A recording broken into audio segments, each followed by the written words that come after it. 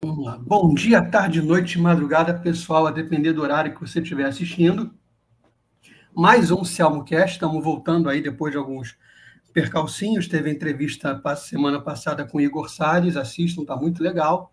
E agora eu estou aqui com o Rogério Araújo, a gente vai falar um pouquinho de Inconfidência Mineira. O Rogério tem alguns, natural de Minas Gerais, tem alguns livros sobre o tema, e a gente vai falar com ele sobre isso, então, sobre Tiradentes, sobre um pouco de história de Minas. Boa noite para a gente, né, Rogério? Boa noite, Anselmo, boa noite aí a turma que está assistindo e vai assistir esse vídeo. Uhum. E espero que essa conversa seja muito útil, muito produtiva e que eu possa transmitir um pouco da minha experiência e da minha vivência no tema, né, para os nossos amigos e amigas aí, viu? Muito obrigado, viu, pelo convite. Nada, estamos aí. Você escreveu sobre Inconfidência Mineira na editora Armada, e acho que depois numa editora própria. Mas antes de entrar nos livros propriamente ditos, o que te fez escolher a Inconfidência em si? É o fato de você ser mineiro? Você acha que a história de Minas, em particular, é pouco abordada, é pouco vista, ou é vista de uma maneira muito rasa? Não, essa é uma pergunta interessante, viu?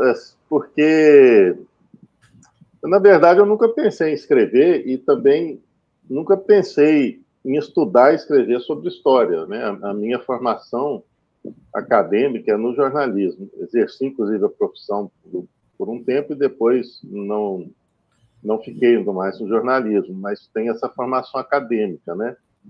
E na verdade, o que me motivou foi assim, foi o leitor insatisfeito. Tipo assim, eu vou ter que buscar a informação, a verdade, aquilo que é correto por mim mesmo. Por quê?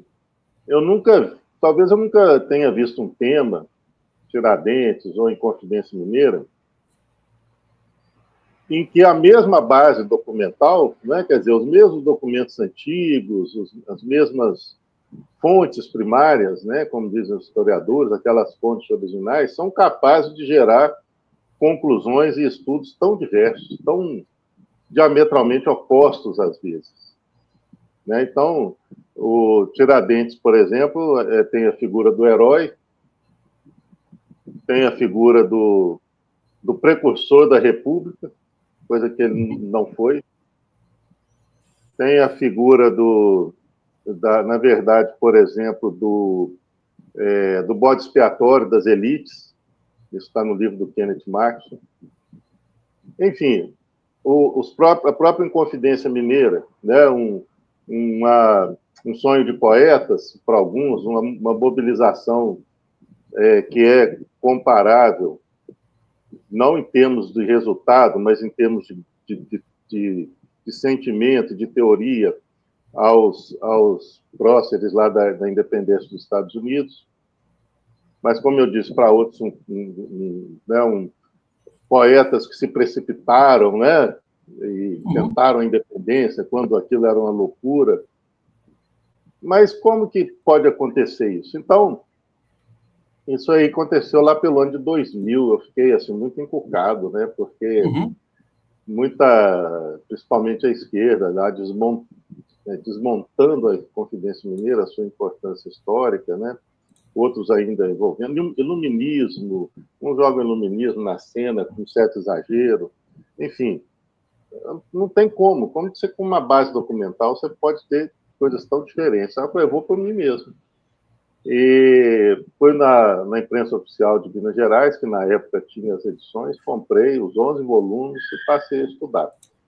A partir daí, esse estudo foi constante, foi contínuo, né? E, naturalmente, ele acabou nos livros. É exatamente isso. Um leitor que, tipo assim, eu vou precisar escrever o livro que eu gostaria de ler. Sim. Honesto, correto, sabe, abordando as coisas com sensatez, sem a necessidade de inventar a história, né, ideológica, de de acomodar tudo a uma visão ideológica, ou sem a necessidade passional também de endeusar o Tiradentes, sabe? Então, foi isso. Foi exatamente isso, e isso já dura aí mais de 20 anos, né?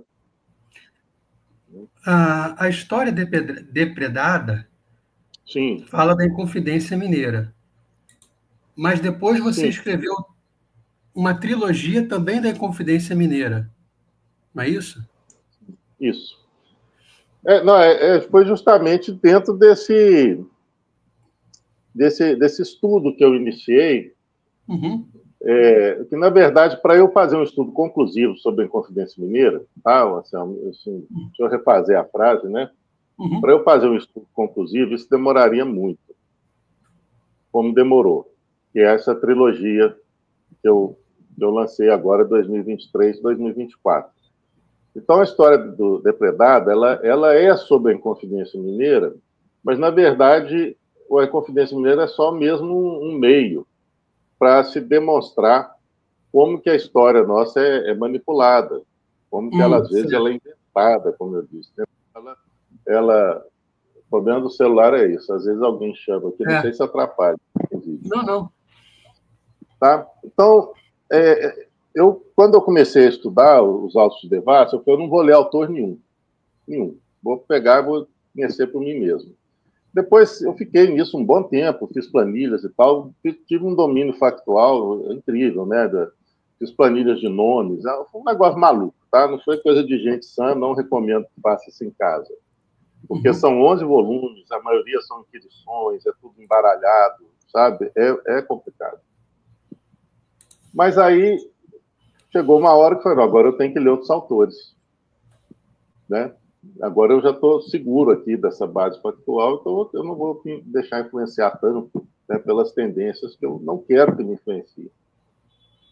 E a partir daí eu fiquei assustado, sabe, de ver a desconexão com a base factual, sabe, tudo que se inventa, né, a partir da Inconfidência Mineira. Então eu vi, vou dar um exemplo para ficar claro para as pessoas que isso está na História Depredada.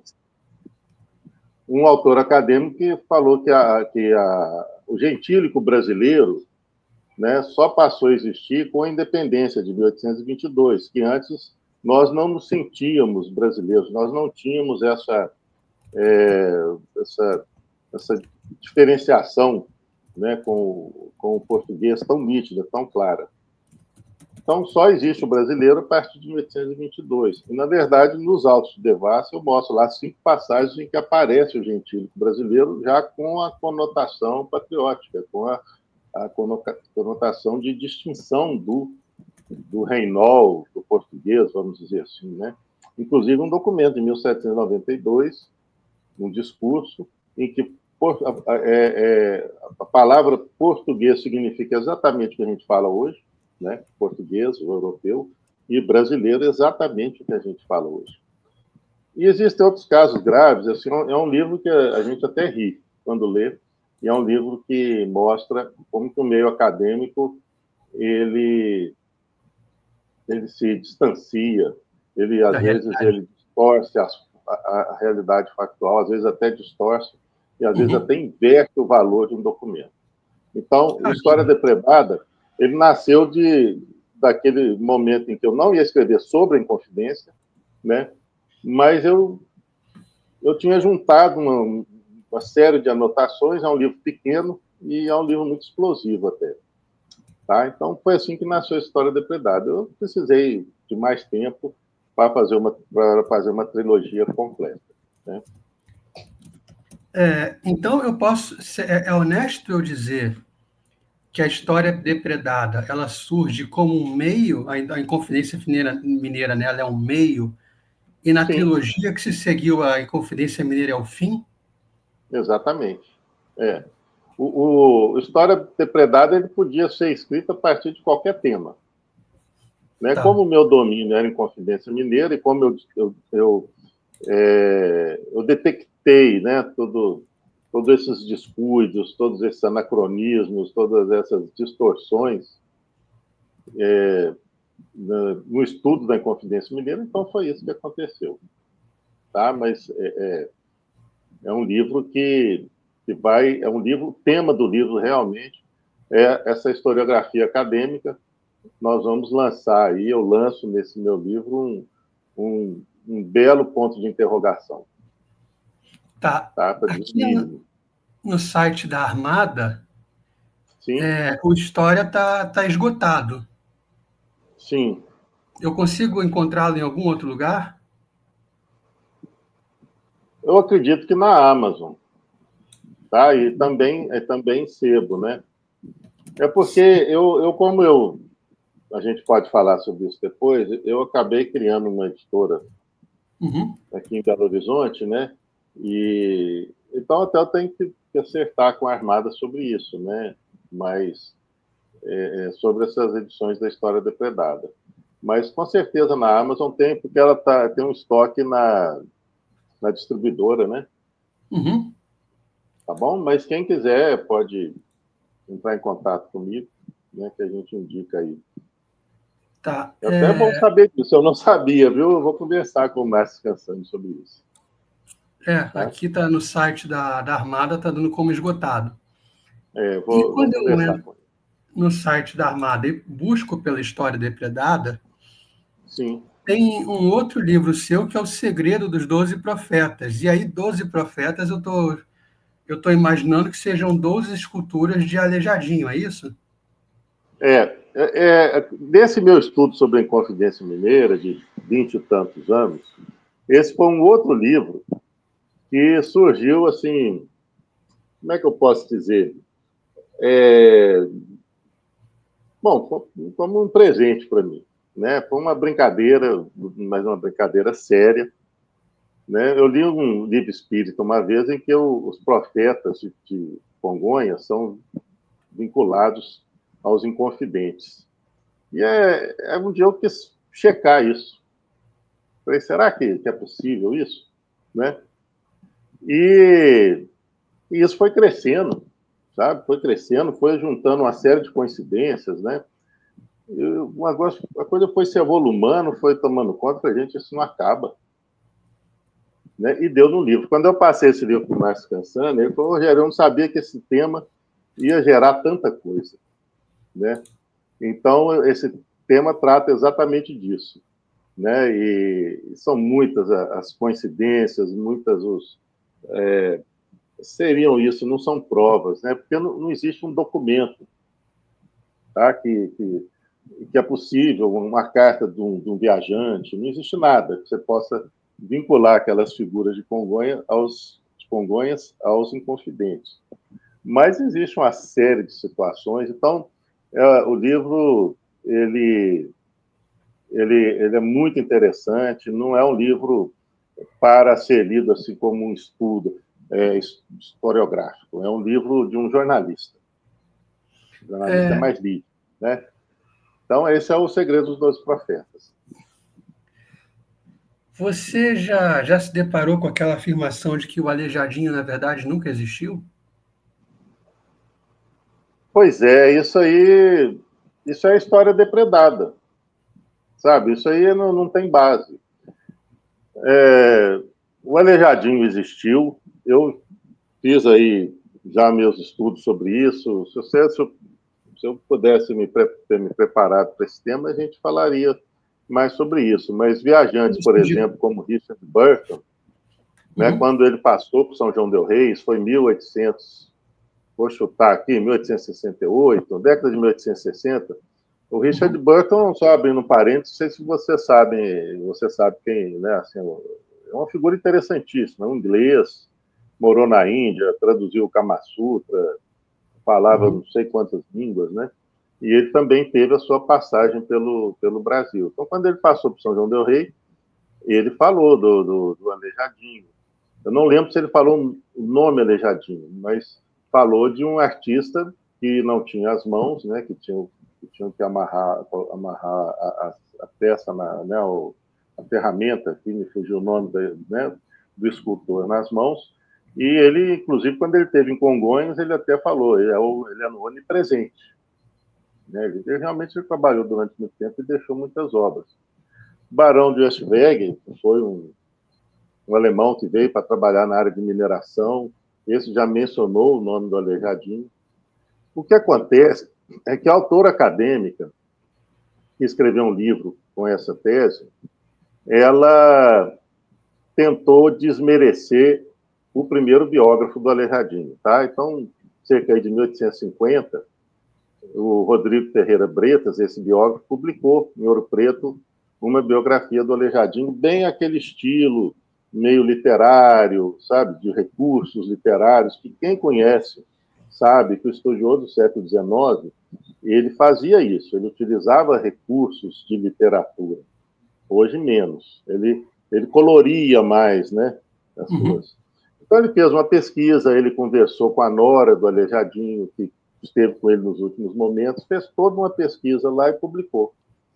Então, para essa historiadora acadêmica, ele criou uma espécie de Quasímodo, né, para exaltar, de certa maneira, uma figura que ajudasse a criar o sentimento de nacionalidade, etc., etc. Ela simplesmente, do nada, desmereceu uma pesquisa com base nisso.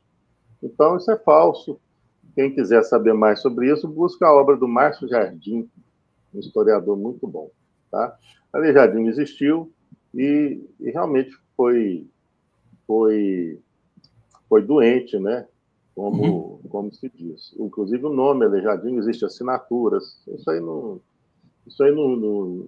procede. Não.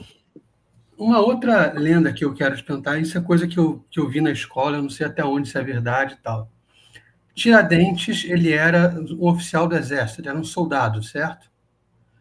Sim, ele ocupava o primeiro grau do oficialato, que era o alferes, segundo seria o equivalente hoje a um segundo-tenente.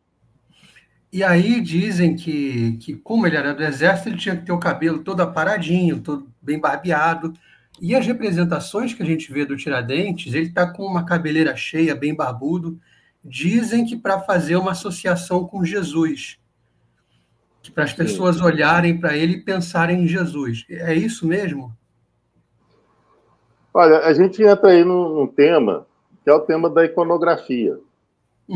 E a iconografia, ela, no caso do Tiradentes, ela tinha que ser imaginativa, né? Porque não existia imagens, né? Pinturas do retrato do Tiradentes na época. O Tiradentes, ele foi sequestrado, né, pelo movimento antimonarquista do final do século XIX, tá? Porque ele morreu no tempo da Dona Maria I, enforcado, né, acusado de crime de lesa majestade. Então, a avó do Dom Pedro I, né, Dona Maria I, bisavó do Dom Pedro II. Ou seja, para os republicanos caracterizarem o seu mártir, né, e caracterizarem a monarquia como retrógrada e como perseguidora, etc., então eles puxaram a figura do Tiradentes. Mas o Tiradentes tem nada a ver com isso. Agora, a figura da Barbie dos cabelos compridos, ela tem uma lógica, né? Geralmente é a do prisioneiro, que fica muito tempo num calabouço, ele ficou 3 anos preso, né? Se você pegar a figuração, por exemplo, alguém pesquisar na internet lá, o Conde de Monte Cristo, ficou preso muito tempo, está lá, barbudão, cabeludão, sabe? Então, essa associação com Cristo, eu acredito que procede, mas eu acho que é uma iconografia que existiu no século XIX e para mim, eu não dou muita relevância para isso, não. Tá? Assim, se alguém quis enganar ou não, eu acho que é uma tendência natural. É diferente você pensar como seria no século XIX, como seria no século XX. As pessoas tinham essa tendência mais de exagero, né? Então é assim, mas o Tiradentes com certeza devia estar careca, sem barba, quando ele foi levado à forca, né? Por ser um militar. E você também falou que na História Depredada, uma das visões que se tem do Tiradentes é de uma grande vítima das elites, né? Ele foi o bode expiatório. Sim. Todo mundo era rico, então se safou mais ou menos. E o Tiradentes pegou a pior das penas, pegou ali para ser... Foi pego para Cristo, vamos chamar assim, né? É, Pegou agora o Celso. O Castro Alves faz aquele estilo condoreiro dele, né? Ele fala, lá vem o Tiradentes, o Titã, o Cristo da multidão, tem um poema assim. São as figuras que eu acho que ele normalmente se usava, né? Eu não vejo tanto problema, é que a gente hoje quer, a gente está mais científico, né? A gente quer as coisas mais certinhas, né? Bom, no caso isso aí, quem lançou isso aí, essa ideia do Tiradentes como bode expiatório foi o Kenneth Maxwell, um brasilianista, está vivo hoje, bem velhinho, 1900 e... O trabalho dele é da década de 1970, chama Devassa da Devassa. É o livro que mais influenciou o que a gente pensa hoje sobre a Inconfidência Mineira. Tá? Ele é um autor marxista, inglês, mora nos Estados Unidos, né? Então, ele tem aquela visão financista da história, né? Tudo se justifica por razões financeiras, né? Até quando ele, por exemplo, quando ele fala do Alvarenga Peixoto, né? Que tem lá aqueles poemas para a Bárbara Leodora, então fala que ele casou com a Bárbara Leodora porque o sogro dele era rico, sabe? Ele não tem romance, não tem nada, só tudo tem interesse financeiro, né? O Tiradentes seria uma espécie de alpinista social, quer dizer, alguém que colava nos ricos para ver se viravam deles, né? Ele vê isso claramente, né? Ele coloca isso lá, é a visão dele, tá? Tudo vai se explicar por uma coisa financista. E aí, quando ele chega vamos dizer assim, no final, né, dessa trama toda, né, ele só consegue ver isso, né, que todo mundo... Mas é uma mentira, porque o degredo perpétuo é uma coisa horrível. Né? O segundo réu abaixo do Tiradentes, ele foi degradado para a África, ele tinha aí, devia ter uns 36 para 37 anos de idade, era um cara rico, tinha a esposa dele, tinha filhos, né, e foi para lá. Ele era o comandante do regimento, era a maior autoridade militar abaixo do governador. E virou soldado raso, lá, acho que em Moçambique. Tem uma carta dele, depois já, 1800 e pouco, né, pedindo para voltar para o Brasil. Eu, quando li essa carta, meus olhos encheram de água. É emocionante, sabe? Ele queria ver os filhos e a esposa. Ele estava lá, virou soldado raso, uma peça de artilharia, né?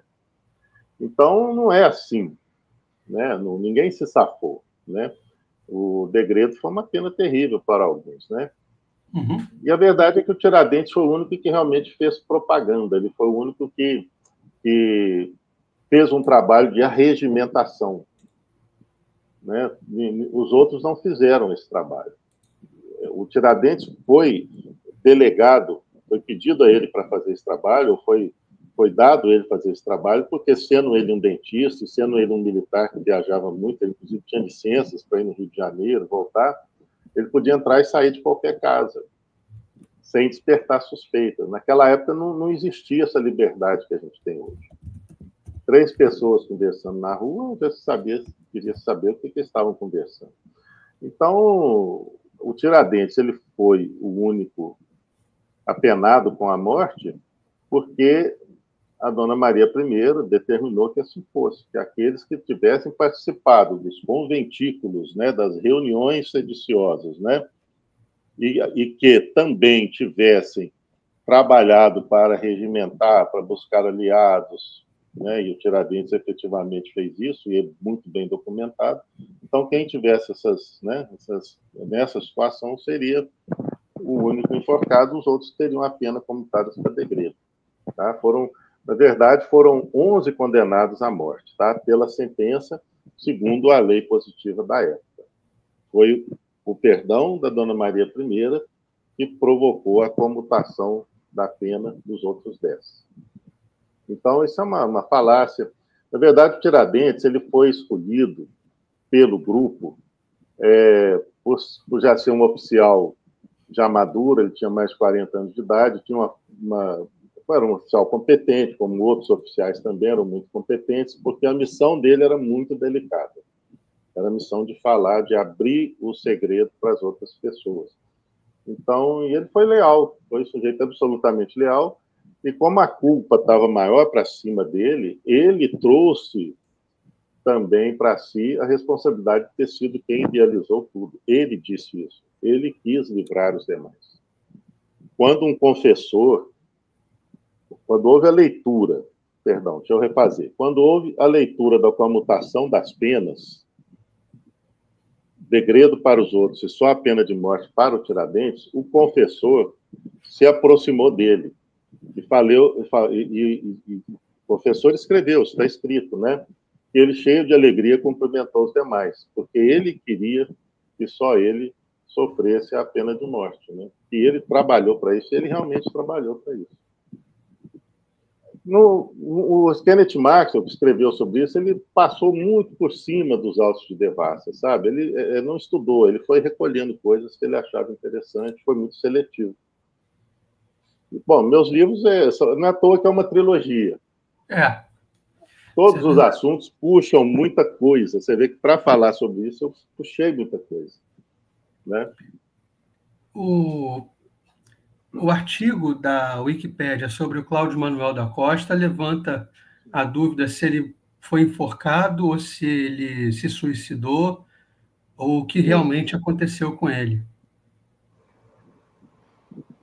O Cláudio Manuel da Costa, ele tinha uma participação importante, tá? Ele foi encontrado morto, né, na prisão. Ele foi um dos últimos a ser preso dessa turma principal, vamos dizer assim. O último, não a ser preso, mas a ter a prisão decretada, né, pelo governador. E isso realmente é uma polêmica, tá? Isso aí divide historiadores, eu tenho a minha opinião, né? O laudo oficial foi de suicídio mesmo, né? Tem lá a descrição toda, né, de como ele se enforcou. Quem conhece Ouro Preto, né, ele estava preso na Casa dos Contos, né, que é uma mansão que tem lá em Ouro Preto, era uma prisão improvisada. Eu, particularmente, acho que ele se matou mesmo, tá? Mas muitos historiadores, que têm muito apreço pelos inconfidentes, eles têm dificuldade, né, de admitir isso. Poderia ser queima de arquivo, né?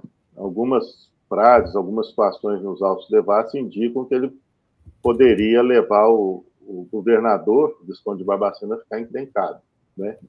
Então, talvez a maioria dos historiadores pensem que ele foi assassinado. Tá? Posso falar rapidinho porque eu acho que ele se matou? Não, pode, claro, é até melhor. O Cláudio Manuel da Costa ele só prestou um depoimento, foi no dia 2 de julho de 1789, só um. E nesse depoimento, a gente vê que ele estava em estado de sofrimento. Isso aí é uma unanimidade, né? E ele complicou a situação do Tomás Antônio Gonzaga. Ou seja, você criar uma prova para um inimigo, ela não vale muito. Mas você criar uma prova para um amigo, alguém que frequentava a sua casa, que você frequentava a casa dele, né? Enfim, é uma prova robusta. Então, o Tomás Antônio Gonzaga seria condenado com base no que o Cláudio Manuel da Costa falou. Só abrindo parênteses, o Tomás Antônio Gonzaga foi a maior liderança, mas mesmo assim a pena dele foi de degredo de 10 anos para Moçambique. E os juízes ainda escreveram, porque ele tem que ser condenado, porque eles não conseguiam reunir prova contra ele. Então, no caso do depoimento do Cláudio Manuel da Costa, o que aconteceu? Ele não contou com um escrivão, com um tabelião, estava só o juiz e o escrivão, não teve o juramento dos Santos Evangelhos, ou seja, não teve aquelas formalidades que validassem qualquer prova que estivesse contida naquele depoimento dele. O Cláudio Manuel da Costa era advogado, tinha banca de advogado em Ouro Preto, né, era formado em Coimbra em Direito, sabia muito bem sobre isso. Ele se enforcando, né, essas provas não podiam ser mais, o depoimento dele não podia ser mais validado, porque num segundo depoimento se validaria o primeiro, né? Então, isso não aconteceu. Ele foi encontrado morto no dia 4 de julho. Isso é polêmico, tá? Isso aí, Tá. outros historiadores vão falar outros motivos e, enfim, oficialmente foi suicídio, né? A Inconfidência Mineira foi em 1789. Eu coloco que o período de organização, de maturação da Inconfidência Mineira deve começar em 1780 ou 1781. Em 1789 foi realmente quando se fez uma reunião definitiva em Ouro Preto, a data 1789. Sim. Aliás, E perdão, aí, dezembro de 1788 que foi feita essa reunião definitiva. Em 1789 começaram as prisões. 1789 é conhecido como o ano da Revolução Francesa. Sim. Então, são dois eventos paralelos e não há influência da Revolução Francesa sobre a Inconfidência Mineira, correto? Não vejo, não distingo isso, sabe? Porque vamos pensar o seguinte: não havia imprensa, Sim. né, no Brasil. Então, os livros que circulavam legalmente tinham que ser autorizados pela Real Mesa Censória em Lisboa. Então, circulava-se livros clandestinos. Então, não tinha um fluxo de ideias assim, sabe? Então, porque o que multiplica textos, né, foi o que passou a multiplicar textos, palavras, foi a tipografia, né? Então, isso não existia no Brasil. Muitos dos livros que a gente vê hoje, né, daquele tempo, da Inconfidência Mineira, circulavam como manuscritos, como as cartas chilenas, por exemplo. E no mundo português, nós não vemos aquele jacobinismo, aquilo foi bem da França mesmo, tá? Eu acredito que depois esse espírito jacobino, esse espírito revolucionário, pode ter contaminado outros movimentos do Brasil, mas a Inconfidência Mineira não. O paralelo mais correto é com a independência norte-americana. Eles não tinham, por exemplo, não tinham ideia nenhuma de romper com a igreja, pelo contrário, né? A ideia é que a igreja continuasse recebendo os dízimos, que era um tributo da época, mas com o compromisso de manter obras pias, como eles diziam, e escolas, né? Então, isso era até uma antítese em relação ao Marquês de Pombal, né? Distinguiu as escolas, né? As escolas passaram a ser seculares, né? Então, não existia isso, não. Esse tipo de jacobinismo, de forma alguma, não estava no espírito deles. Não. Eu estou procurando aqui na Amazon, tem Sim. a trilogia da História Oculta, não é isso? A Nação Oculta. Nação Oculta, perdão. Exatamente. Então, tem aqui, a História Depredada está aqui, Invisíveis Vapores é a parte 3, o Congresso de Vila Rica é a parte 2, Sim. E a parte 1 eu não estou encontrando aqui. Se chama De Onde Vieram os Inconfidentes. Não sei, devia estar aparecendo aí. Depois eu até vou ver. A parte 1, né, De Onde Vieram os Inconfidentes, é um período anterior, porque eu encontro na Inconfidência Mineira uma forte motivação herdada dos paulistas, dos bandeirantes paulistas. Tá? Vou dar um exemplo aqui. Você tem 5 descendentes do Fernão Dias, né, mais ou menos ligados à Inconfidência Mineira. Né? 2 deles como participantes do grupo principal, José Álvares Maciel e um capitão chamado Maximiano de Oliveira Leite. Eram tetranetos do Fernão Dias. Então, existem muitos elementos, inclusive em depoimentos. O próprio Tiradentes, quando alguém contestou, falando que o levante era criminoso, que não se podia falar sobre aquilo, ele falou que não era um levante, era uma restauração. Eles viam que estavam restaurando a terra, né? Então, existem muitas alusões a esse patriotismo herdado dos paulistas, dos bandeirantes paulistas. E isso está basicamente o principal objetivo do livro De Onde Vieram os Inconfidentes. Existe um poema do Alvarenga Peixoto que é patriótico, né? Assim, é forte até, e eu vou tentar aqui ver se eu lembro a primeira estrofe. Ele fala assim: bárbaros, isso é de 1782.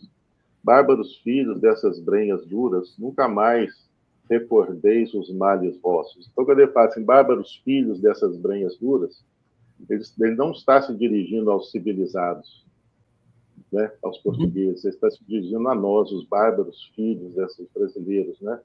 Bárbaros filhos dessas brenhas duras, nunca mais recordeis os males vossos, devolvam-se no horror da sepultura, dos primeiros avós os frios ossos, dos heróis das mais altas cataduras, principiam a ser patrícios vossos, e o vosso sangue, quer dizer, o sangue dos dos nossos antepassados, que essa terra ensopa, já produz frutos do melhor da Europa.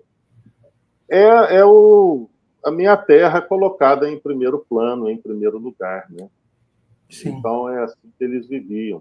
E quando o Alvarenga Peixoto fez esse poema, e ele fala dos avós, do sangue dos avós que ensopa a terra, né? É uma alusão aos paulistas. Ele era carioca, mas a Bárbara Eleodora era da família lá dos Bueno, né? Então, ela era paulista. E ela fala com muito orgulho disso. Ela foi parar nos Altos da Devassi e ela fala que ela era descendente das primeiras famílias da República de São Paulo, né? Nós temos muita coisa para descobrir, tá? Na história do Brasil. Inclusive, por que ela falou de São Paulo como uma república. Né? Deixa eu só voltar um pouquinho Claro. De Onde Vieram os Inconfidentes para fazer uma pergunta. Esse livro e a trilogia Nação Oculta, você já não lança pela Armada. Você lança por conta própria. Sim. Eu inclusive, eu gosto muito da Armada, o trabalho deles é espetacular, e do Márcio Cansani também. O Márcio Cansani tem uma linha editorial na Armada fantástica, eu acho que todos devem conhecer. Ele tem um zelo muito grande por isso, sabe? Ele não coloca o dinheiro ou o lucro acima da literatura. Isso, daquilo que ele considera que é bom, que é válido, que é útil. Então, é um cara fantástico. Mas a verdade é que eu sempre gostei. Meu primeiro trabalho foi diagramação, foi arte gráfica, é uma coisa que eu adoro, entendeu? E gosto muito de fazer. Então, eu parti para isso, né? Para lançar e fazer a diagramação, a capa, tudo isso dos meus livros. E já começando a pensar numa ideia, assim, de um germe de uma editora, né? Então, tem CNPJ e tudo, mas não é uma editora ainda, né? Simplesmente eu publiquei meus livros, né? Mas pode ficar aberto para isso, acho que às vezes as pessoas precisam, né? Mas é porque eu gosto, acho que diagramar, para mim, é muito prazeroso. Tem gente que não gosta, entendi. né? Você, da História Depredada até você lançar o primeiro volume da Nação Oculta, você passou todos esses anos pesquisando a Inconfidência Mineira para entregar um trabalho mais embasado? Aí tem uma questão pessoal, né? Eu nunca trabalhei em qualquer área de trabalho intelectual, né? Eu fui servidor público, né? Uhum. E trabalhei muito, tá? Me dediquei bastante, Então, o tempo que eu tinha para estudar era à noite, era fim de semana, né? Mas eu me aposentei, né? E, então, assim, o que antes era lento, era um acréscimo lento de estudo, né? De repente foi mais ágil, porque à medida que, quando eu aposentei, eu pude eu mesmo programar o meu tempo, né? E aí eu pude concluir. Foi a partir da aposentadoria que eu tive uma dedicação mais integral, aí eu pude reunir tudo que eu já tinha estudado. E vou dizer aqui, viu, Anselmo, uma coisa que me ajudou muito foi essa onda do pensamento conservador. Nós precisávamos de um contraponto, tá? para que não ficássemos, vamos dizer, só com um lado iluminado, né? Nós tínhamos só um lado iluminado. A onda conservadora propiciou que nós tivéssemos o outro lado iluminado também, né? E, para mim, eu acho que parece que Deus me segurou, né, para que eu pudesse entender melhor a partir dos benefícios dessa onda conservadora, né? E, então, hoje acho que nós devemos aproveitar isso, sabe, para ampliar a nossa visão, e não para que a gente fique, né, vamos dizer, bitolado, né? Acho que isso é importante. Então, foi a partir da minha aposentadoria, eu pude me dedicar integralmente, né? Porque antes o passo era mais lento, né? Sim. E agora, olhando para a Nação Oculta, o primeiro livro deve ser ali no começo, que você fala de 81, 82, mas eu suponho. Não. O primeiro livro, se for abranger em termos de data, vai desde os primeiros movimentos de entrada em Minas Gerais, tá? Não chamava Minas Gerais, obviamente, mas podemos começar aí com Fernão Dias, né? E vai até a Guerra dos Emboabas, né? Mas isso tudo jogando como uma base de um sentimento, de ideias que vão refluir na Inconfidência Mineira. Tá? Então, isso tudo é colocado ali no livro, com exemplos e tal, né? Inclusive a Guerra dos Emboabas, né? Que para a historiografia antiga, tradicional, fez nascer o sentimento nativista, sentimento até um certo antagonismo em relação ao europeu, né? As revisões históricas, principalmente marxistas, negam isso, tá? Mas não é isso que os documentos dizem, né? Então eu pesquisei os vários documentos da época, né? Desse período, né? Do início de Minas Gerais, né? E do ciclo do ouro, inclusive. E existe vinculação. Por exemplo, o Cláudio Manuel da Costa, ele escreveu um épico chamado Vila Rica, um poema épico. E ele, como ele disse no próprio poema, né, ele tentou fazer o mesmo que Camões fez em relação aos lusitanos, quer dizer, exaltar os feitos dos lusitanos. Só que o Cláudio Manuel da Costa era descendente paulista, então ele escreveu todo esse épico, tudo isso, para exaltar vamos dizer, aquela saga dos paulistas, né? Então, a gente percebe isso, né? Fala só, Minas Gerais, cada núcleo de povoamento primitivo de Minas Gerais foi um paulista que deu origem. Sabe? Tá nos nomes e tudo. Então, isso ainda era forte lá no século XIX, no século XVIII. Né? E esse épico, na verdade, ele foi, literariamente foi mal sucedido, né? Mas tem uma parte que chama Fundamento Histórico, que é introdutória, que é um texto normal, que é muito interessante, que é uma fonte original para a história de Minas Gerais, de autoria do Cláudio Manuel da Costa, né? Então, esse é o primeiro livro. Qual é o período do segundo? E o terceiro, então, é que vai ser a Inconfidência Mineira per se. O segundo livro, ele é o livro central. Né? Ele é a Inconfidência Mineira propriamente, no campo das suas ideias, dos seus sentimentos, de tudo que envolveu, quem eram esses inconfidentes, como eles se organizaram e o que eles queriam fazer e como eles queriam fazer. É o Congresso de Vila Rica. Eu dei esse nome, Congresso de Vila Rica. E por que Congresso? Porque veio representante de todas as regiões de Minas Gerais.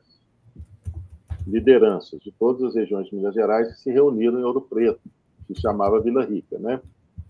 E essa reunião foi deliberada em definitivo o que eles iam fazer, tá? Então, eu coloquei o Congresso de Vila Rica. Esse é o nome, tem que ter essa pompa, né? Então, esse é o segundo livro. É aquilo que vai dizer quem foram os Inconfidentes, o que eles queriam e como eles queriam agir. Tá? Tá. É isso aí. É uma apresentação dos Inconfidentes, digamos assim. É a história deles. Isso é importante aqui a gente falar, porque toda a documentação, tá, gerada sobre a Inconfidência Mineira em si, sobre a mobilização da Inconfidência Mineira, ela foi feita no período de apuração dos autos de devassa. Porque não existe nada antes, não houve documentos, nada. Então, o que o Tiradentes fez, o Cláudio Manuel da Costa, o Gonzaga, o Alvarenga, Peixoto, o Padre Rolim, Padre Toledo, Cônego Luiz Vieira da Silva, José Alves Maciel, José de Sá Bittencourt, que tudo isso é dentro de uma apuração. Você vai ter as delações, você vai ter as inquirições, tá? Você vai ter as acareações, as diligências, os relatórios, tudo isso como os autos de devassa propriamente dito. Mas isso é o terceiro volume. Para o segundo volume, eu tive que colocar um filtro para poder entender realmente o que foi Inconfidência Mineira. Eu explico. Quando Tiradentes começou a sua confissão, ele disse o seguinte, que ele era alferes e que ele não tinha promoção já há 14 anos, e que nesse período de tempo todos tiveram promoção. Né? Um sujeito que entrou como porte-estandarte, era capitão, etc., ele cita vários exemplos para dizer que essa mágoa dele foi que levou ele a conspirar contra a coroa. Isso foi levado a sério por muitos historiadores. Mas essa não foi, nem de longe, a motivação dos Tiradentes. Só que se ele falasse a verdadeira motivação, isso ia contaminar de culpa todos os outros. Entende? Então, se ele falasse assim, olha, era um levante patriótico, nós queremos o bem da nossa pátria, né? A coroa era uma situação terrível, de muita regulamentação, de muitas proibições, é muito mais do que quinto do ouro, tá? Em Minas Gerais ou no Brasil era proibido ter tudo. A gente não podia ter indústria, tecelagem, não podia ter cirurgia. Quem conhece Minas Gerais, essa região do quadrilátero ferrífero, sabe que aqui se pisa em ferro. E desde 1782 já se tinha ideia de siderurgia em Minas Gerais, porque as ferramentas chegavam caro. Elas só podiam vir pelo monopólio do comércio de Lisboa, e elas vinham da Suécia. Então, pela lógica, por que não fazer a siderurgia aqui? Então, o Tiradentes ele não ia falar essas coisas. Ele inventou uma mágoa que talvez ele tivesse mesmo. E os historiadores levam isso a sério. Então, para o Congresso de Vila Rica, existe toda uma filtragem, não pode ser contaminado pelas mentiras, pelas meias-verdades, né, que constam dos depoimentos, porque aqueles réus estavam se defendendo, e defendendo os demais. Por exemplo, o Padre Rolim diz que participou da principal reunião dos Inconfidentes, que ele estava passando pela rua e viu a luz da casa acesa. E entrou por acaso, né? Oi? Entrou assim por acaso, né? Por acaso, eu vi a luz da casa acesa e entrei. Aí cheguei lá, estava o Tiradentes, estava o Francisco de Paula, estava o fulano, Beltrano, Ciclano. Tem historiador que leva isso a sério. Ele estava pressionado a falar, então ele falava essas coisas. Ah, mas fulano era muito displicente. Então, o Congresso de Vila Rica demonstra a firmeza que eles tinham, a convicção que eles tinham do que eles realmente queriam, né? O que era a ideia de república, né? A república geograficamente limitada, né? Se você falasse para eles que existia uma república no Brasil com 220 milhões de habitantes, com poder central, isso para eles era tirania. Né? A república começa com uma comunidade, né, que é capaz de se reunir e decidir sobre suas próprias coisas. A república precisa ter autonomia. Então, eles desejavam, eles sentiam necessidade de autonomia. Isso foi a Inconfidência Mineira. E para ter essa autonomia, eles precisavam conquistar a soberania. A soberania é diferente. A soberania, né, não existe nenhum poder acima do soberano. Sim. Né? Mas você pode ter, como aconteceu nos Estados Unidos, você ter as repúblicas com as suas autonomias preservadas, né, e, em forma de união, constituir um poder soberano, mas que não constrange essa autonomia. Essa que era a ideia, essa era a necessidade deles. Seria um absurdo isso que a gente chama de república hoje. Não, um absurdo, isso seria tirânico. Você tem um poder central que, né, distribui todo esse seu poder sobre um território imenso, uma população imensa, e não existe autonomia local. Né? Ninguém sabe o que acontece na Assembleia Legislativa Estadual, porque não interessa. Né? Ou alguém já disse aí que o governador de estado no Brasil é um mero administrador de província. Né? E eles estão brigando pela autonomia que tem na área de segurança com a Polícia Militar. Né? Então, é uma concepção totalmente diferente.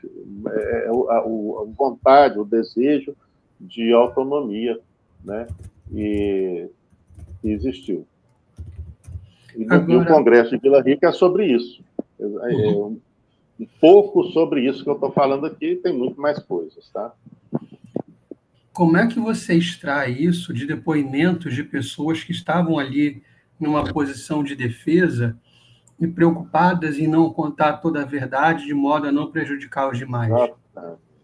E de, às vezes, falar uma coisa verossímil, mas que não é verdadeira.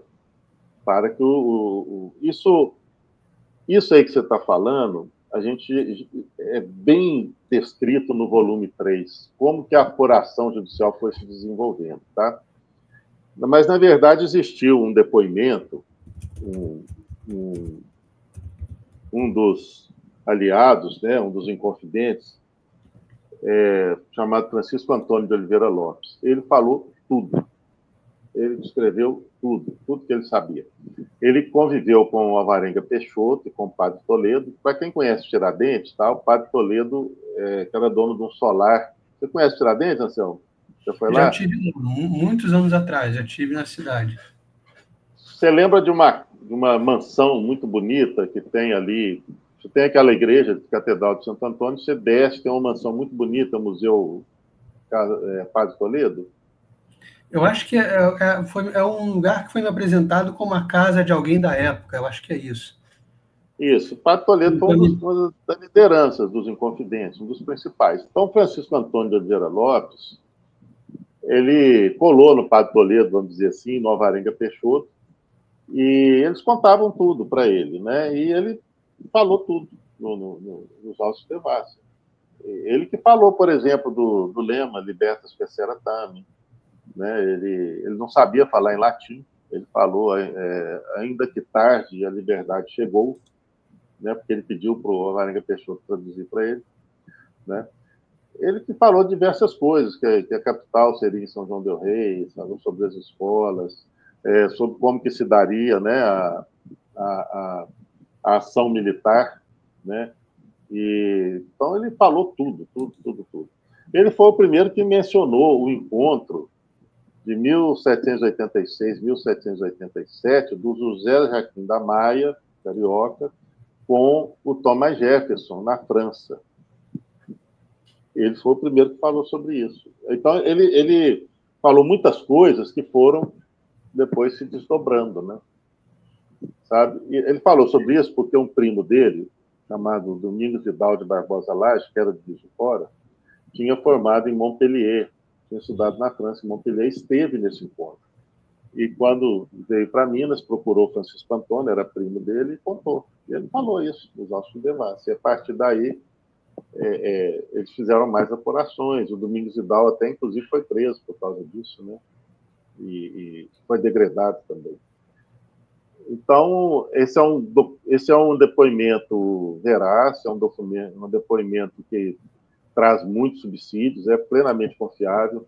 Tudo que ele falou foi confirmado, pôde ser cotejado com outros depoimentos. Tá? Então, nós temos como, sim. Isso aí eu já faço uma demonstração já no terceiro, que é Invisíveis a Todos. Né? Como que foi esse momento dramático, né? De 1789 até 1792. A sentença saiu em 1792. Né? Eu estou aqui no site agora da Vide Editorial. Sim. E tem um livro que consta você como um dos autores, chamado A Monarquia é Real, da Armada. Sim. Também. Sim. É você mesmo? Do que se trata? Sim, aí eu estou no meio de gigantes, né?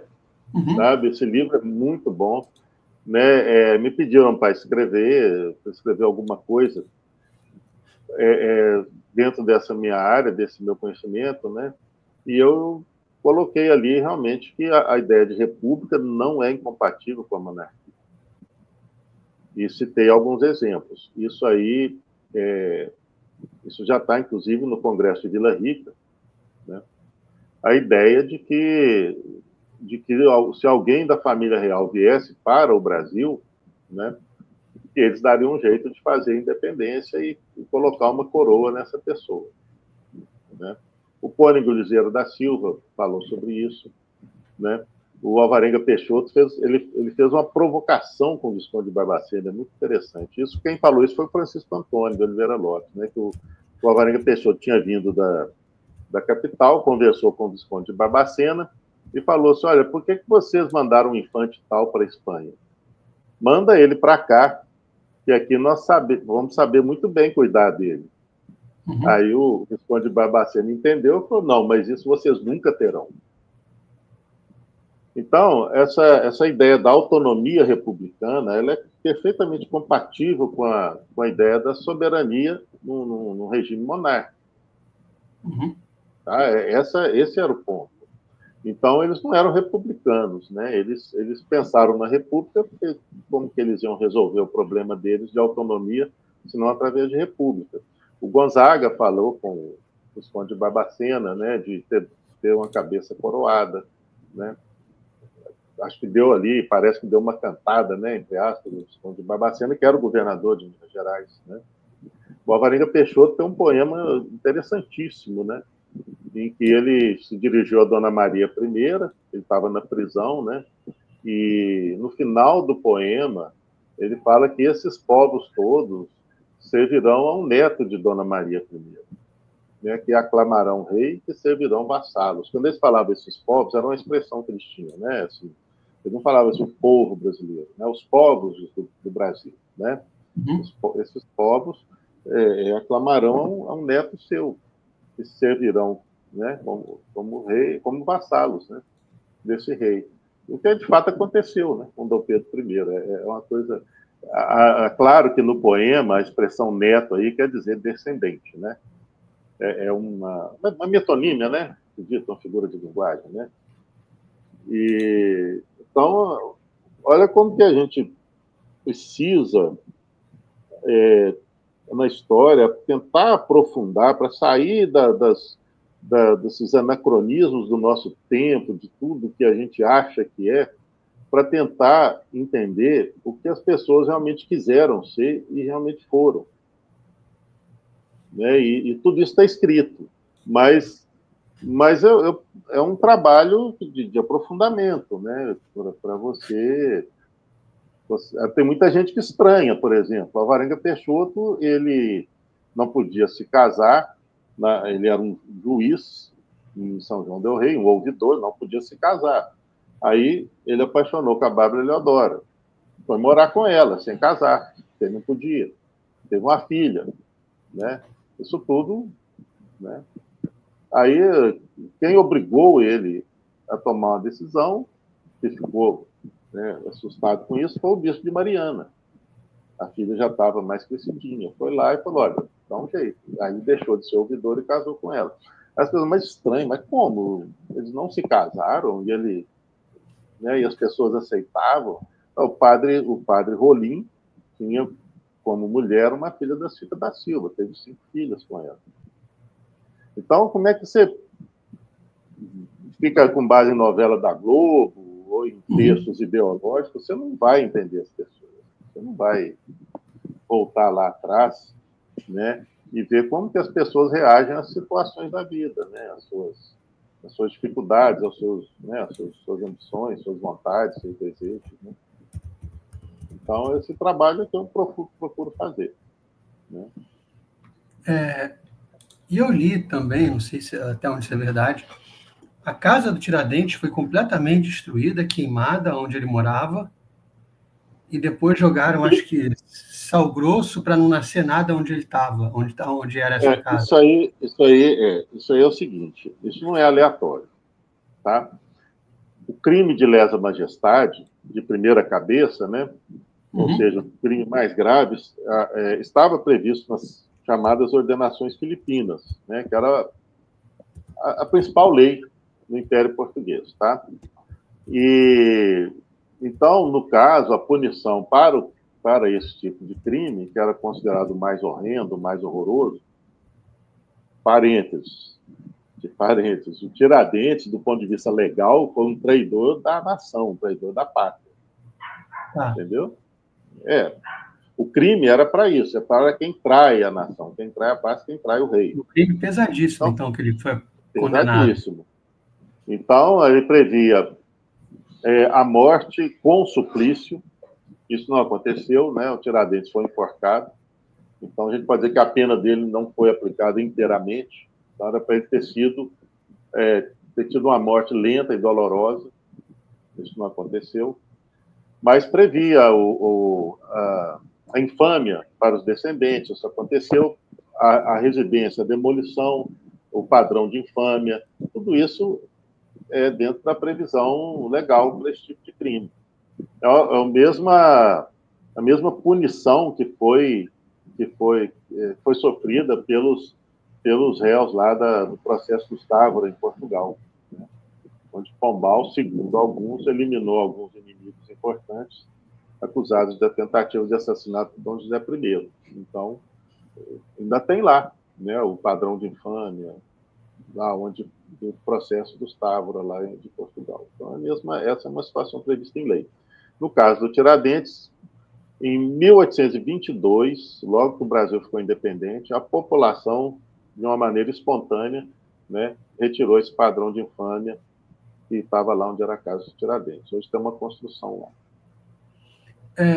A coisa do esquartejamento, isso se deve à gravidade do crime que ele cometeu? Também a previsão do esquartejamento. Já era... não podia ser enterrado, né? Então era para ter uma morte natural, quer dizer, o corpo tinha que ficar exposto até a sua decomposição. Isso é a previsão também, né? E no caso, a decisão que foi tomada foi de que em 4 locais do Caminho Novo, onde foram documentados fatos daquela regimentação do Tiradentes, né? Um no Rio de Janeiro, acho que Barbacena, né? Na Varginha do Lourenço, já na região aqui de Conselheiro Lafayette, esses 3 que eu lembro, e a cabeça exposta em Vila Rica, ali na Praça Tiradentes. Então, para que fosse consumido pelo próprio tempo, né? Quer dizer, não mereceria nenhum enterro, né? De cristão, né? Isso, previsão legal também. Tá certo. Agora, deixa eu mudar um pouco. Eu vi seus livros aqui, você falou da sua decisão de publicar sozinho, que você gosta de diagramar. Sim. Deixa eu me perguntar, para fechar aqui, como é que surgiu em você essa coisa de gostar de ler? Quem é que te empurrou para esse gosto pela leitura? Isso é doméstico. Esse é meu pai, né? Meu pai, minha mãe, isso é de casa. E agradeço muito por eles, né? Meu pai zelava por ter uma boa biblioteca, ele assinava jornais na expectativa que a gente lesse, né? E a gente lia. E eu lembro a gente tinha Machado de Assis, tinha livro de história, livro de contos franceses, né? Fantástico. Então, veio daí. Então, inclusive, para mim, isso era uma coisa muito natural. Eu achava que todas as casas eram assim, que todos, né? Nós temos aquela visão da nossa casa como se tudo fosse igual, né? E Sim. foram alguns colegas que me chamaram a atenção. Falaram, Rogério, eu acho isso muito bacana na sua casa e tal, porque lá em casa não é assim. Eu falei, não, mas não tem uma estante lá com livros. Eu falei, não tem e tal. Então foi isso, né? A gente sempre estava ali, esse hábito veio de casa. Você vê que é uma coisa bacana, né? Porque, às vezes os pais querem que os filhos leiam, né? Mas é bom que eles leiam para que os filhos entendam isso, né? E o livro, cara, é um universo ilimitado, né? Ilimitado, né? É maravilhoso. Você pode ir para muitos temas, né? A gente está falando de história aqui, sabe? E na literatura. Eu vou me aventurar, viu, no romance aí. Quero ver se até março eu já termino ele, né? Mas tá, você já começou, tem algum tempo, eu suponho. Você não está Eu já sendo comecei começando. esse ano. Hã? Comecei esse ano, mas na verdade aquele livro O Segredo dos 12 Profetas é o mesmo livro, a mesma temática, só que eu colocando ele de uma maneira ficcional. Porque ele é um livro meio perigoso, vamos dizer assim, mas não perigoso. Ele é um livro que trata assim da dúvida em relação à prova. É um livro que você fica sempre na dúvida se alguma coisa está provada ou não, sabe? Uhum. Bom, é difícil descrever esse livro, só lendo mesmo. É como o Márcio Cansante falou, assim, não é possível que rende tanta coisa. E rendeu. Então, era uma ideia primitiva que eu tinha desse livro, que eu não consegui colocar em prática, porque na época eu não tinha tempo, né, assim, para me envolver, né? E agora eu estou mais envolvido. É esse livro aí. Tá? Depois, se Deus quiser, a gente faz, né? Mas quando eu acho tiver que eu pronto, até recomendo uma coisa que eu vi na live da Bruna Torlai, que é uma pessoa que eu admiro muito, que as pessoas não deixam de ter um prazer, um gosto pela leitura e ficam menos estressadas, né? Com ter conhecimento, sabe, assim, saber das coisas. Vamos devagarzinho, vamos pegar a leitura também de uma maneira prazerosa, né? qual foi o autor ou a obra que te fez entender que a atividade de parar e ler um livro é prazerosa? Olha, bom, vou te falar de dois autores que eu gosto muito, né? E é o Dostoiévski, e por incrível que pareça, irmãos Karamazov, ou Karamazov, né? Uhum. É até estranho falar, né, do prazer, mas é fantástico, né? E Sim. um autor que eu gosto muito, adoro ler e estou precisando reler, é o Lima Barreto, sabe? Claro que tantos outros autores aí, tanto Érico Veríssimo, né? Ninguém fala dele mais, mas é um autor fantástico, né? Mas eu destacaria o Lima Barreto, né? O Lima Barreto, ele escreve muito bem, é muito legal. O trabalho dele é muito bom e muito profundo também, sem perder aquela agilidade, aquela doçura, né?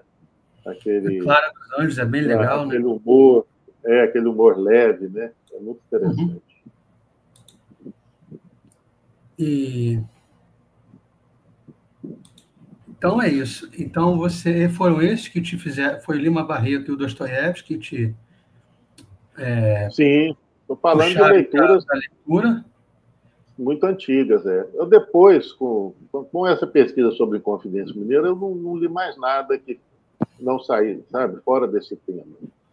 E agora, inclusive, depois que eu já terminei esses estudos, eu já peguei algumas leituras aí, já separei uns livros, para voltar a ter esse tipo de leitura, porque pesquisar e ler coisas fora da pesquisa, às vezes é difícil, né? Então, principalmente quando a pesquisa exige uma intensidade muito grande, né, de leitura, de coleta, de combinação de dados, de informações, né? Então, eu fiquei muito tempo parado com a leitura e agora vamos retornar aí, né?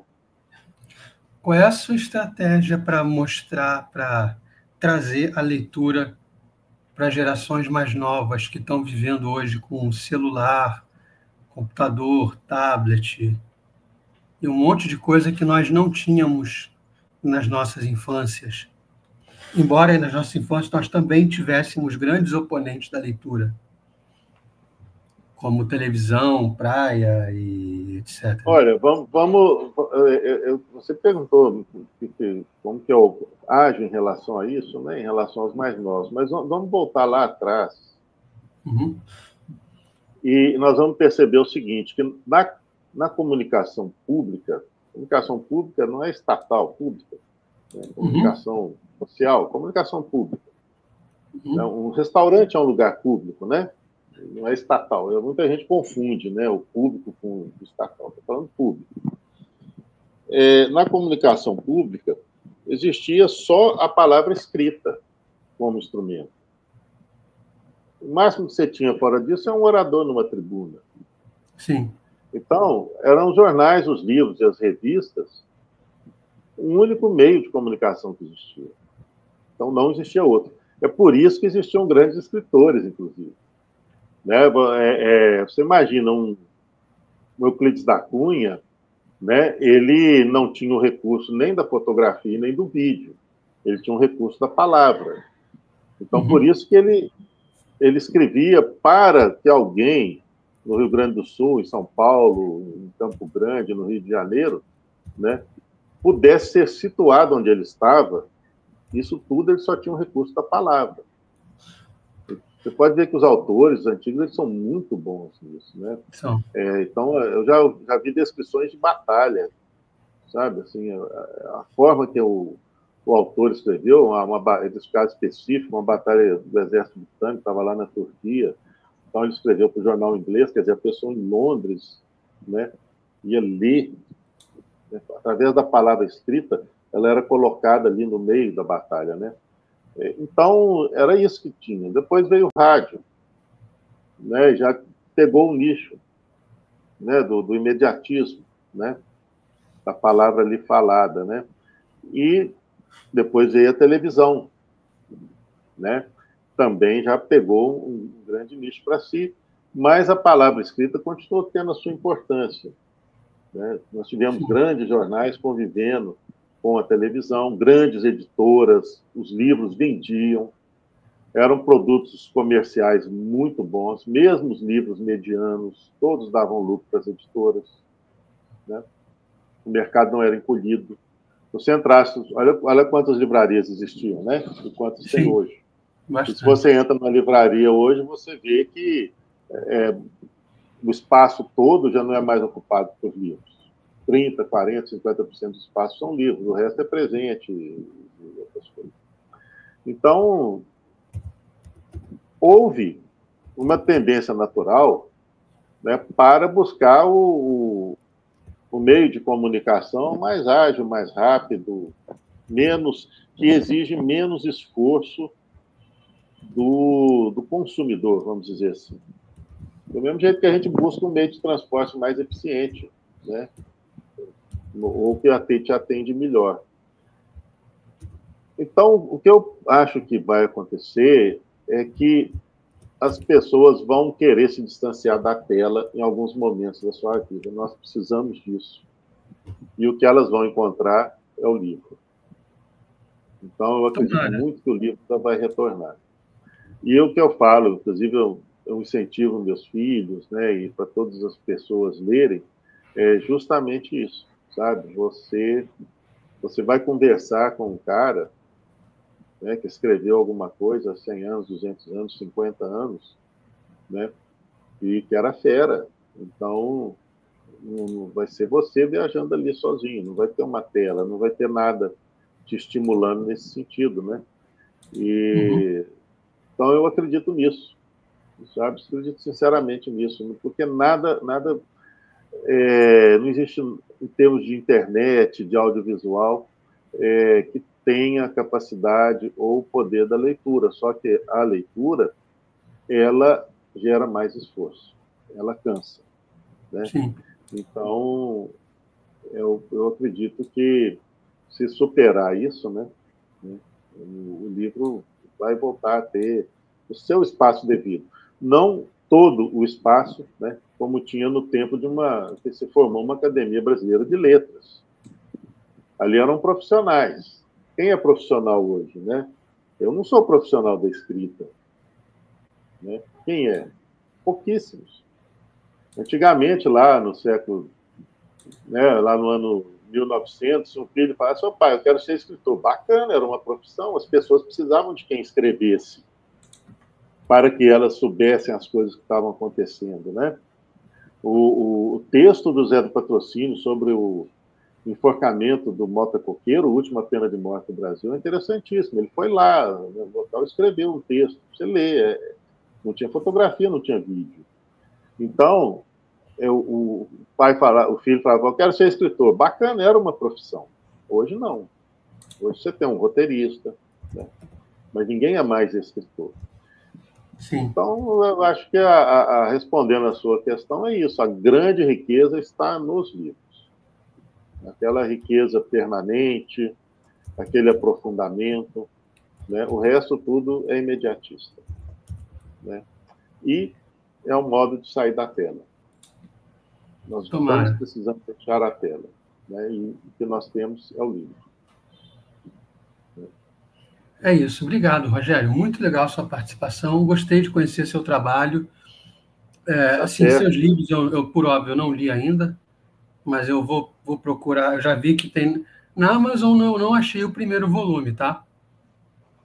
Tá, qualquer coisa você entra em contato comigo. Você viu? Tem eles para venda? Tenho sim. Tá, perfeito. Ô, Anselmo, eu agradeço muito. Você até, desculpa se às vezes eu extrapolo o tema, eu falo demais. Não, mas é bom falar demais. Para mim é a melhor coisa. Eu espero que tenha sido útil, né, para quem aí ouve, que as pessoas gostem e apreciem. E, para finalizar, só dizer o seguinte: a Conferência Mineira ela tem uma importância nacional, tá? Eu posso dizer que até para todo o continente, né? O enforcamento do Tiradentes foi um fato único, um fato primeiro, e ele foi um cara fantástico, ele sabia o que ele queria, né? E vamos deixar de lado esse tanto de, sei lá, silogismo, me veio essa palavra aqui, né?